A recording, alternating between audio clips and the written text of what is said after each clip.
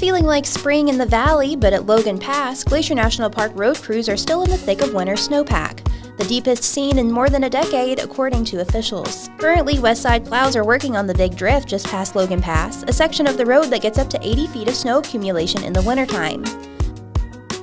Paul said Eastside plow crews are just below the Eastside Tunnel and will soon join the Westside crews on breaking down the Big Drift in about a week's time.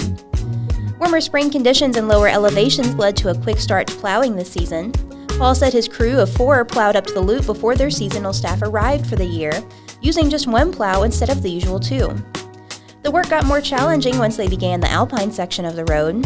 The avalanches this year have felt Sisyphean. Crews hurry down the road as warm afternoon temperatures cause snow to start sliding.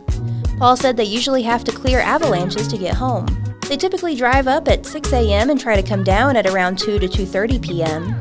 But as tourists arrive for the season, it can be hard to know how long it will take to get through early morning traffic on the lower sections of the Sun Road that are open to cars and cyclists. Plowing the Big Drift isn't possible by starting from the bottom, so crews dig from the top. Paul said they pick their way across the rock face with an excavator and dig their way down, removing snow from the rock wall above so it doesn't come down on visitors at a later date. He said they do this, digging down until they reach the pavement. Driving equipment that weighs thousands of pounds on top of snow is as harrowing as it sounds. Occasionally, throughout the plowing of the road, water runoff from the side of the mountain can form caverns underneath the snow. This sometimes results in machines falling into large holes, occasionally big enough to ensnare an entire bulldozer. It's not necessarily dangerous, park officials said, but it is definitely enough to make your stomach drop. Paul said it's hard to quantify which sections of the road are the hardest to plow. It can all be hard, he added, but the Big Drift and Rim Rock are 2 of the most challenging. Safety standards are in place, though, particularly for monitoring avalanches.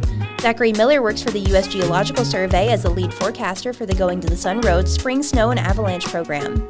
He said it's been a pretty average year on the road in terms of avalanche hazards. He said getting into May, the region received a variety of storms that increased avalanche hazard early in the month.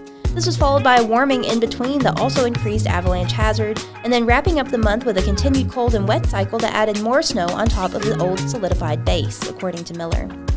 That's causing some pretty regular avalanches along the road, but Miller said the actual hazard this year is very similar to most years as it ebbs and flows. He said officials are primarily concerned with new snow hazards in the short term or during big melting periods where water percolates through the snowpack, releasing larger and deeper avalanches. Glacier National Park Chief of Facilities Management Jim Foster said even though valley residents saw warmer temperatures, it didn't affect the snowpack at those elevations. And just because they got a quick start to plowing this year, it doesn't mean they wouldn't run into other obstacles along the way.